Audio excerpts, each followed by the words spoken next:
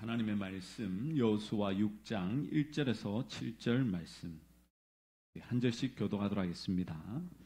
이스라엘 자손들로 말미암아 여리고는 굳게 닫혔고 출입하는 자가 없더라. 여호와께서 여호수아에게 이르시되 보라, 내가 여리고와 그 왕과 농사들을 내 손에 넘겨 주었으니 너희 모든 군사는 그 성을 둘러 성 주위를 매일 한 번씩 돌되 엿새 동안을 그리하라. 제사장 일곱은 일곱 양각 나팔을 잡고 언약궤 앞에서 나아갈 것이요 일곱째 날에는 그 성을 일곱 번 돌며 그 제사장들은 나팔을 불 것이며 제사장들이 양각 나팔을 길게 불어 그 나팔 소리가 너희에게 들릴 때에는 백성은 다 큰 소리로 외쳐 부를 것이라.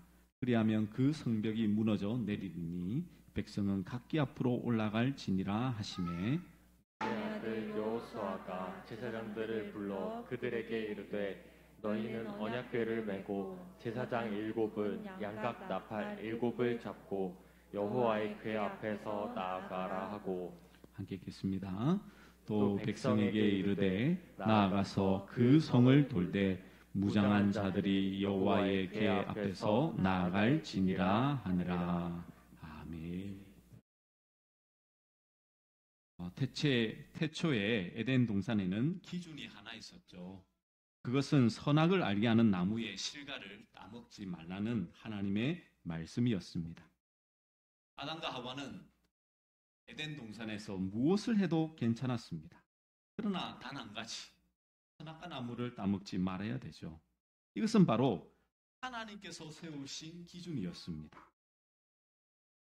하나님께서 만드신 사람은 하나님의 말씀에 따라 순종하며 살아가야 될 것을 말씀하고 있는 것이죠.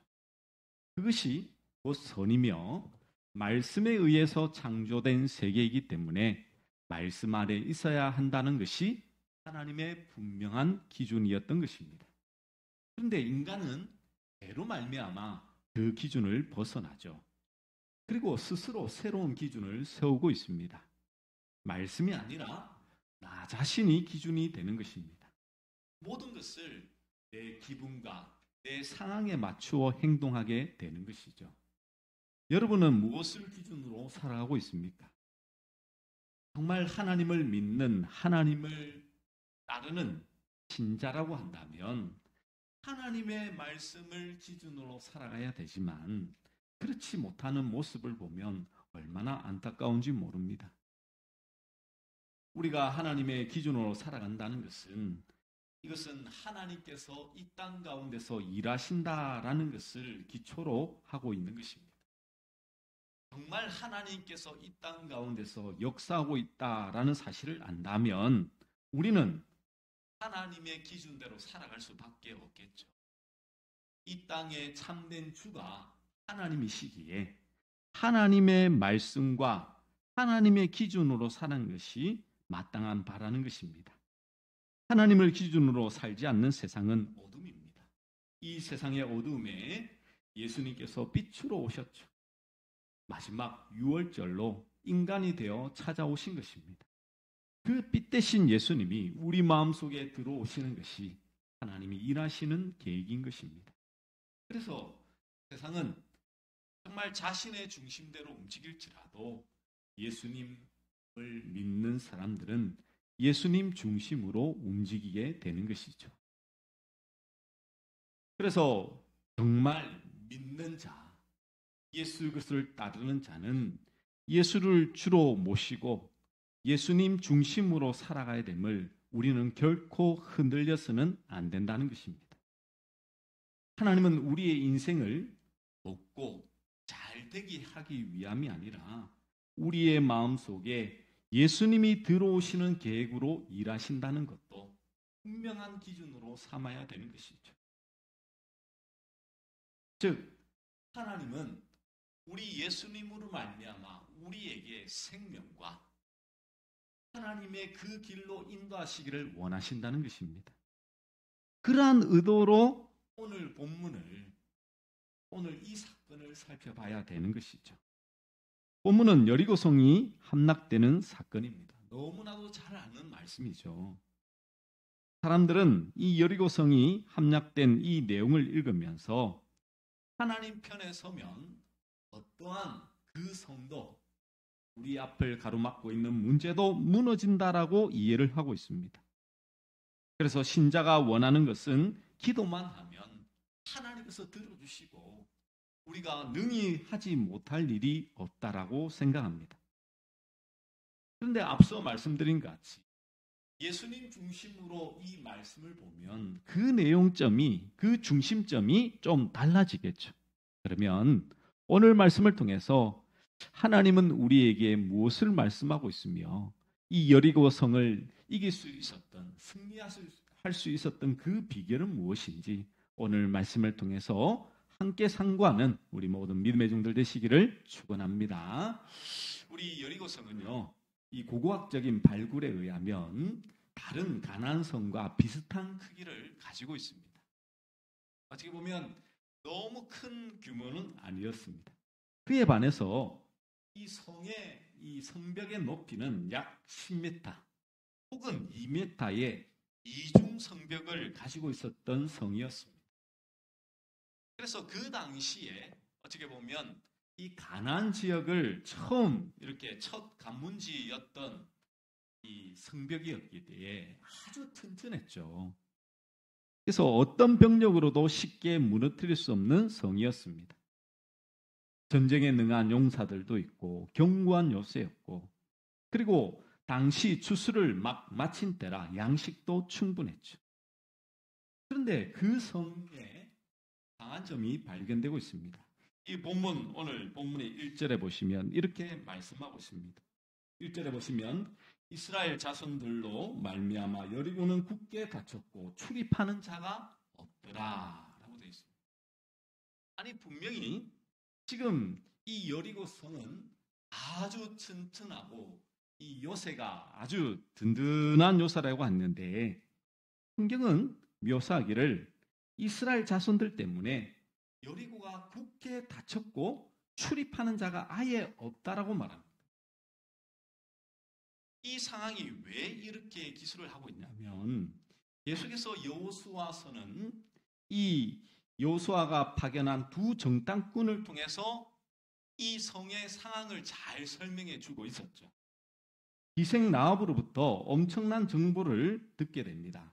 그 말씀이 바로 여호수아 2장 9절에서 11절에 보면 등장합니다. 우리 함께 한번 말씀을 같이 한번 읽어볼까요? 네. 여호수아 2장 9절에서 11절 말씀 함께 읽겠습니다. 시작.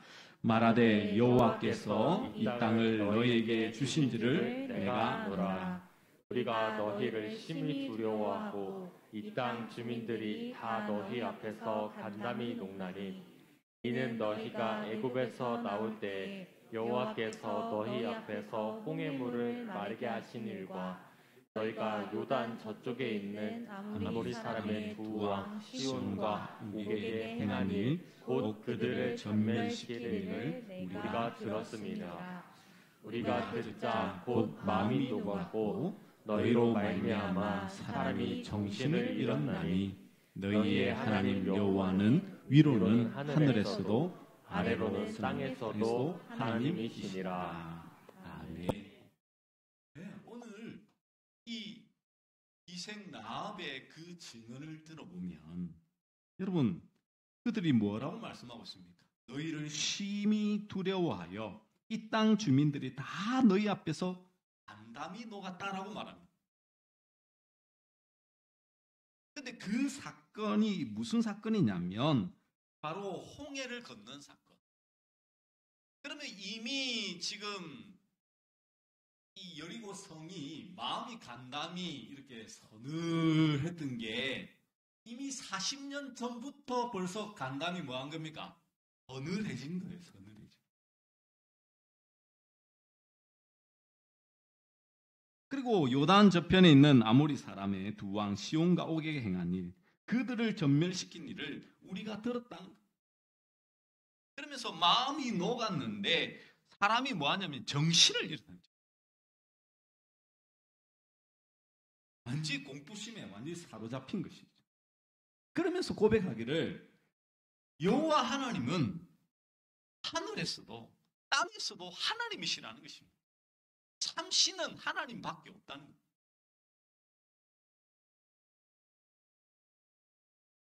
여러분, 우리는 흔히 생각하기를 단순히 이 여리고 성을 승리할 수 있었던 것은 이스라엘 백성들이 하나님께서 말씀하신 대로 그 성을 이렇게 돌면서 기도했기 때문에 그래서 성이 무너지고 우리가 승리했다라고 생각하지만 그것은 이제 우리가 성경을 이렇게 부분으로 보기 때문이죠. 하나님은 이미 이 여리고 성을 승리할 수 있는 모든 발판을 하나님은 준비하고 계셨습니다. 언제부터요? 홍해를 건너는 순간부터 해놓고 있었습니다. 우리 사람은 모르죠. 근데 하나님은 이미 그렇게 하셨다니까요. 그래서 홍해를 건너는 그 순간부터 그 사람들의 마음은 벌써 간담이 이렇게 마음이 높고 저들이 섬기는 신은 정말 대단해. 그들은 이미 그렇게 생각했다는 것이죠.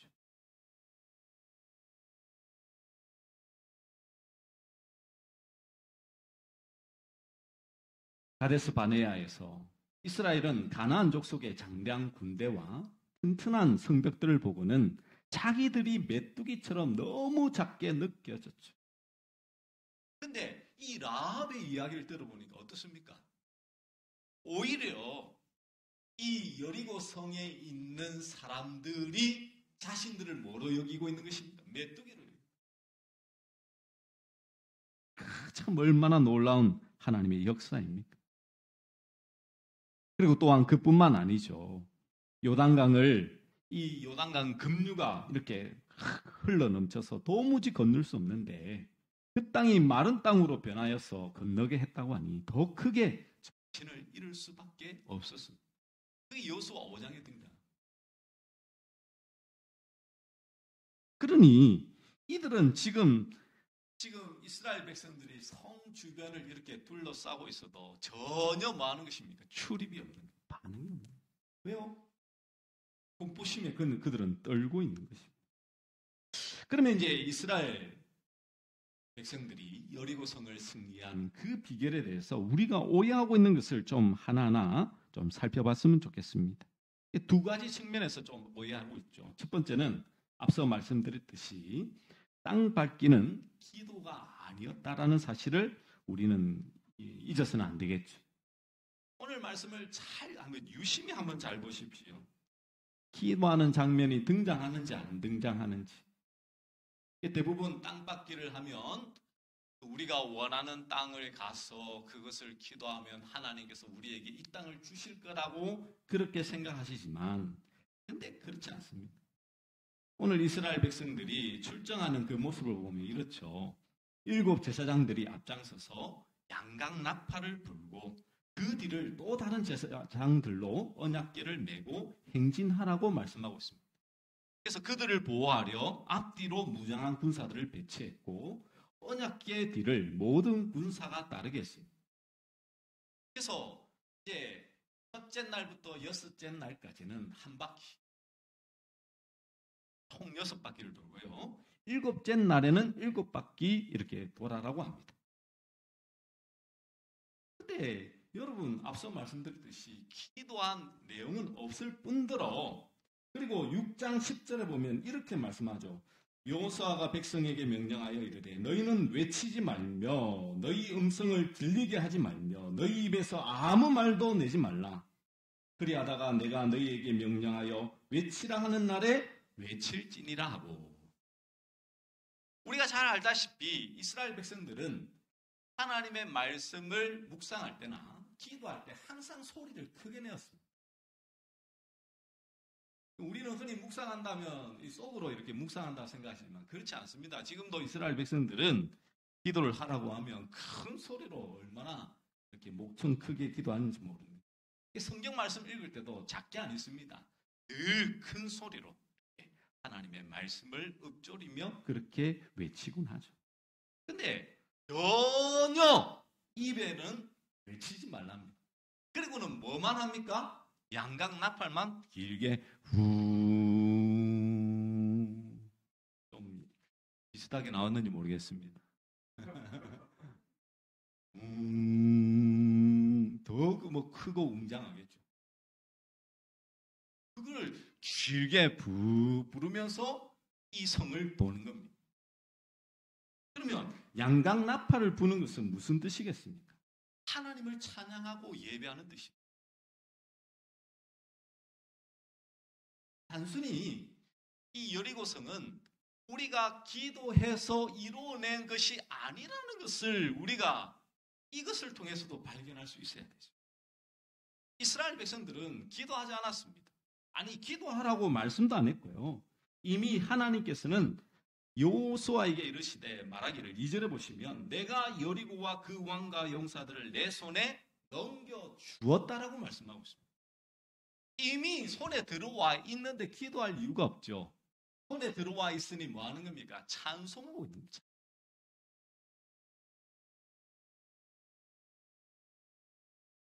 그러면서 이렇게 승리의 팡파레를 부르며 한 바퀴 이렇게 쭉 도는 거죠.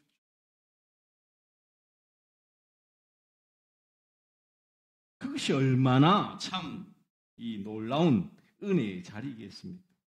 아무도 소리 내지 말고 가만히 이렇게 쭉 이스라엘 군사들이 이 성을 한 바퀴씩 돕니다. 그런데 이제 두 번째 우리가 오해하는 게 뭐냐면 이스라엘이 손쉽게 승리를 얻었다라고 생각합니다. 그런데 여러분, 그 전쟁을 조금이라도 이렇게 영화나 이 뭐 다른 것을 통해서 여러분 성벽을 이렇게 하고 있는 그 군대와 싸우는 전투를 보신 분들은 아시겠지만 이 성벽 안에 있는 사람들이 전쟁에 유리합니까? 아니면 성 밖에 있는 사람이 유리합니까? 성 안에 있는 사람이 훨씬 유리하죠. 여리고 성도 마찬가지입니다, 여러분. 지금 이스라엘 백성들은 이제 무장한 사람들이 이 제사장들을 딱 이렇게 안위하고 포위하고 있죠. 그런데 우리가 이제 여호수아를 지나서 사사기에 보시면 아시겠지만 이미 그 가나안 지역은 철기 시대였습니다. 근데 지금 이스라엘은 철기 무기가 없었어요. 무기도 제대로 된 게 없습니다. 왜냐하면 출애굽하면서 그냥 급하게 나오다 보니 이 무기 자체도 그렇게 이렇게 좋지는 못했어요. 그런데 이제 무기도 다 드러냅니다. 군사력도 다 보여줘요. 그리고 성 주변을 돌고 있습니다. 성 위에서 화살이나 창이나 돌이나 쏘면 어떻게 될까요? 금방이라도 그냥 끝나는 그거예요. 근데 하나님께서 며칠 동안 돌라고 합니까? 7일 동안.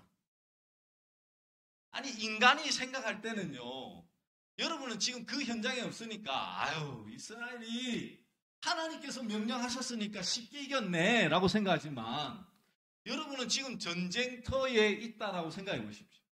그리고 그 현장에서 지금 성벽을 이렇게 돌고 있다니까요. 언제든 공격해와도 아무런 이렇게 힘을 발휘할 수 없는 이 준비된 게 없어요, 군사력은. 오직 믿을 것은 언약. 하나님의 말씀을 붙들고 그냥 걸어가는 양나팔을 불면서. 그러면 아무리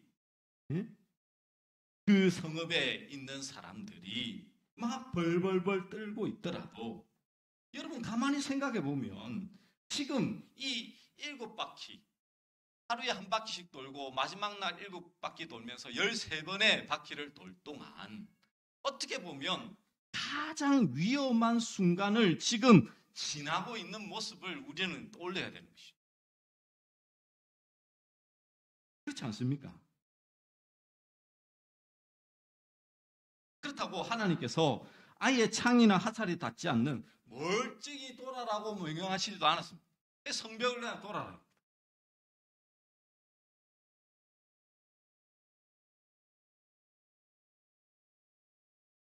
그 말은 무엇입니까? 7일 동안 하나님께서 그들과 함께 하심을 하나님은 깨닫기를 원하셨던 것이죠. 첫날은 좀 두려울 수 있습니다. 정말 화살은 날라오지 않을까? 두려운 마음에 한 번씩 이렇게 성벽을 쳐다보게 뭔가 급습하지는 않을까? 둘째 날입니다. 셋째 날입니다. 넷째 날입니다. 이제 마음은 좀 편안해졌겠죠. 이 모든 것은 오직 그들이 하나님께서 행하시고 목숨을 건 순종을 통하여서 그들은 전쟁에 승리할 수 있었다는 것을 우리에게 보여주고 있는 것이죠.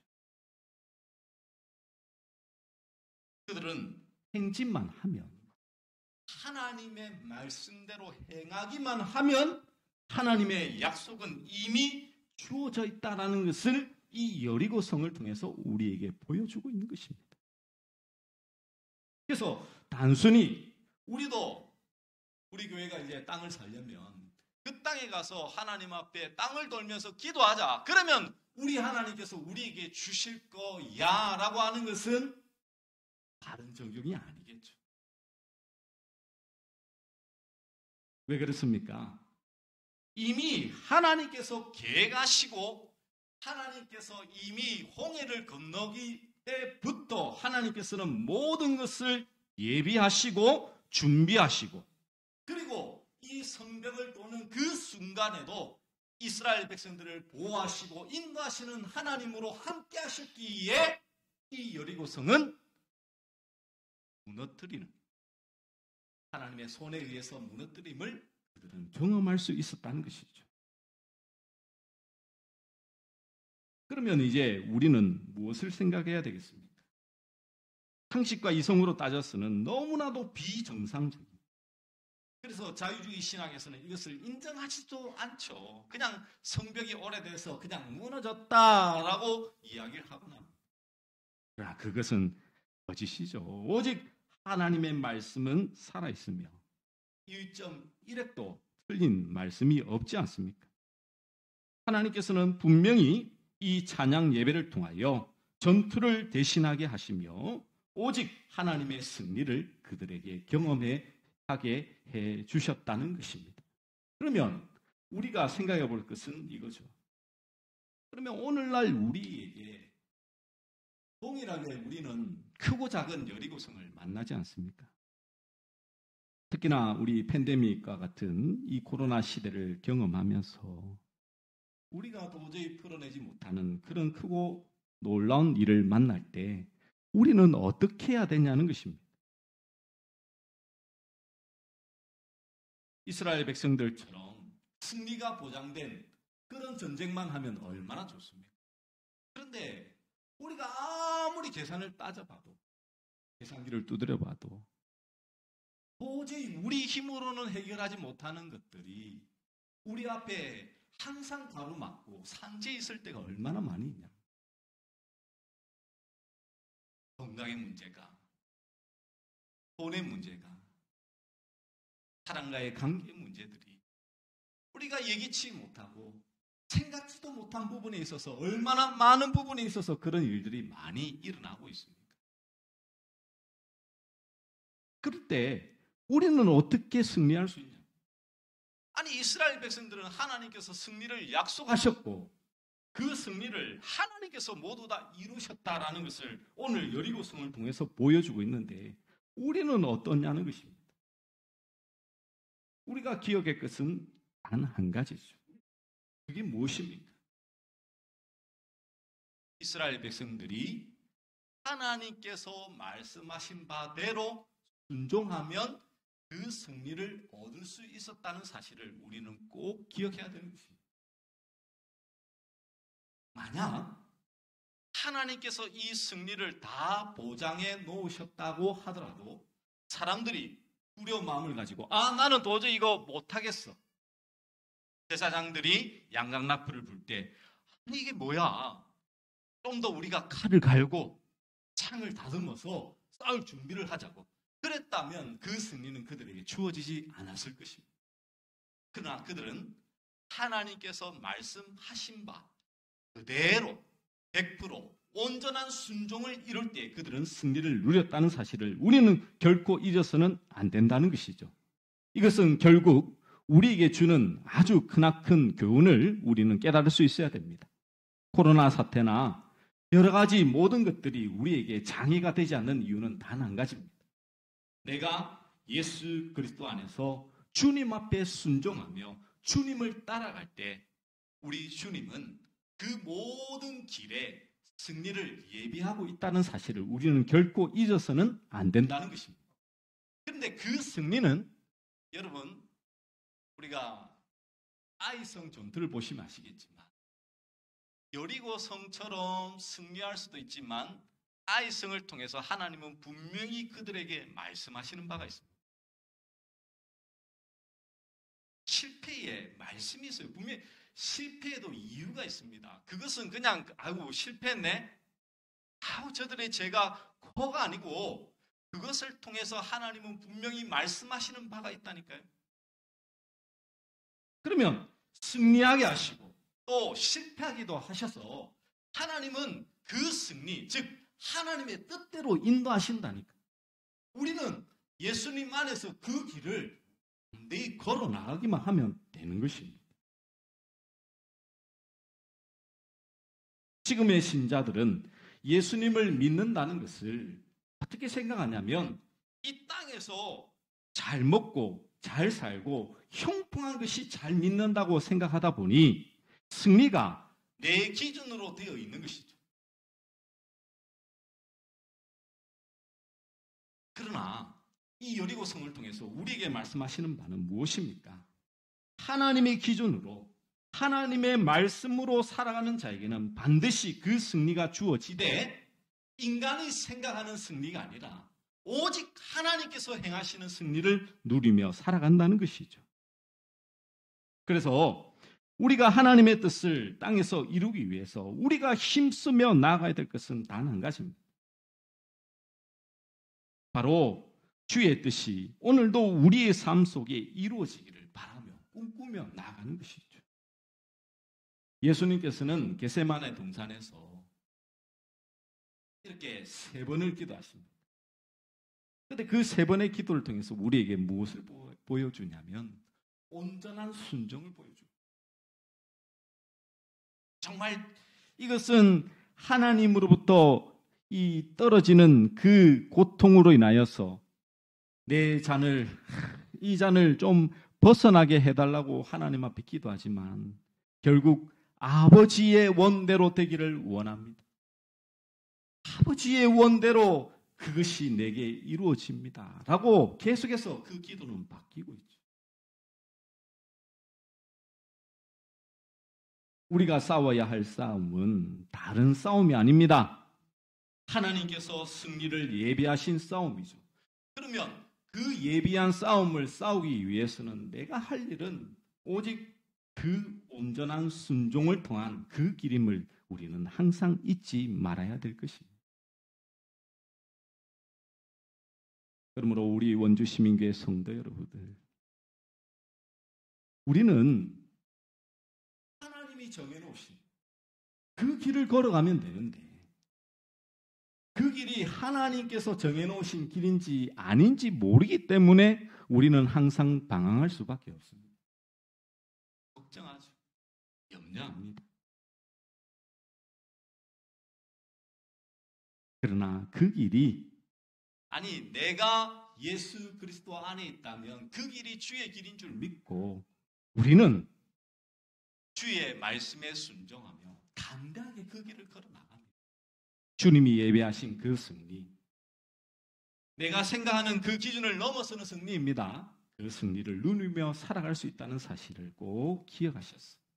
오늘 이 여리고성의 이 승리가 여러분의 승리가 되는 그 은혜를 누리며 살아가는 우리 모든 믿음의 종들 되시기를 간절히 축원합니다. 우리 주님 다시 오실 때까지 우리 함께 찬양하도록 하겠습니다.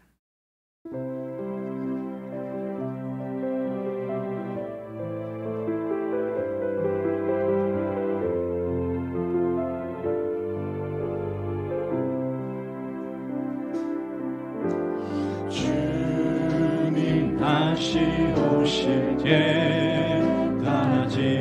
나는 이 길을 가리라. 좁은 길 나의 십자가 지고 나의 가는 이 길 끝에서 나는 주님을 보리라. 영광의 내 주님 나를 맞아주시리.